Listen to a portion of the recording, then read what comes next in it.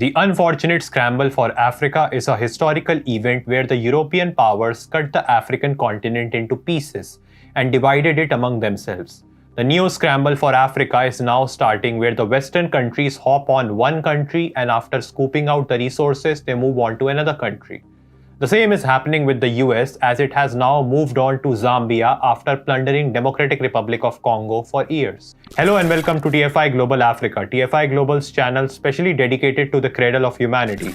I am your host Palak Kashyap. Let's begin with the video report. The Democratic Republic of Congo has been facing a heavy infestation of insurgents. Insurgents were deliberately planted to loot resources of DRC. These insurgents were backed by Rwanda, which in turn was backed by the West to help the insurgents called M23 rebels. The UN peacekeeping force is also deployed in DRC in the name of peacekeeping works, but its actions show otherwise. It facilitates the illegal smuggling of cobalt and other minerals from DRC to Rwanda. The M23 menace is a headache for DRC. It wants to utilize its resources in its eastern border region but cannot exercise its rights just because of Rwanda-backed M23 rebels. The public spar between the Rwandan president and DRC's president at UNGA's 77th Assembly is also not hidden from anyone. France also tried to sway this issue into its own sphere of influence.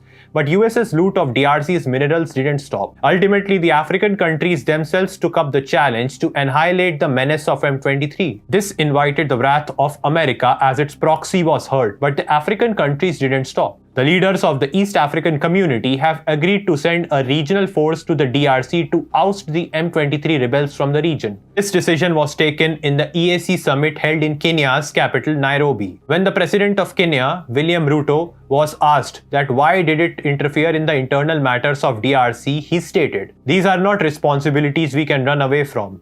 Peace in DRC, peace in Somalia equals to peace in Kenya." He also stated that the DRC is the biggest cargo mover on the port of Mombasa, the biggest port in the region. Instability in DRC will hamper the business prospects of Kenya. After the eradication process of the US proxy started, a rattled US imposed sanctions on DRC through its terror financing watchdog FATF, citing reasons such as money laundering and terror financing. After sniffing the obliteration of its influence in DRC, USA started to scramble for minerals and resources to fill up the gap after the annihilation of most of the M23 group. In its scramble for minerals, the US found a suitable target in the form of DRC's neighbor Zambia. It is important to note that Zambia has a capacity to produce almost every mineral or metal found in the DRC. After the Democratic Republic of Congo, Zambia is the largest producer of copper in Africa and also an important source of other minerals such as manganese, nickel, and cobalt. In order to trap Zambia under its influence, USA tried its old strategy, which is money. In the year 2020, Zambia became the first African country during the pandemic era which defaulted on loans. According to most of the analysts, the restructuring of its whopping $17 billion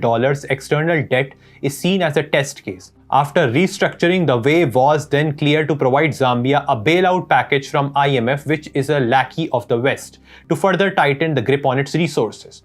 Even the IMF's managing director Kristalina Georgieva stated in her tweet, "Very pleased the official creditor committee for Zambia has provided its financial assurances, clearing the way for a fund program." After this, Zambia received a $1.3 billion IMF bailout package in order to improve its economy. The US got control over Zambia's internal matters through its proxy organization IMF and started to dictate terms to Zambia in a matter of a few weeks because the government in Zambia is nothing more a puppet of the USA. Following this, recently a delegation from US visited Lusaka, Zambia to attend a two-day business summit through which the US will invest in Zambia's businesses in the name of increasing cooperation and help Zambia to diversify its economy.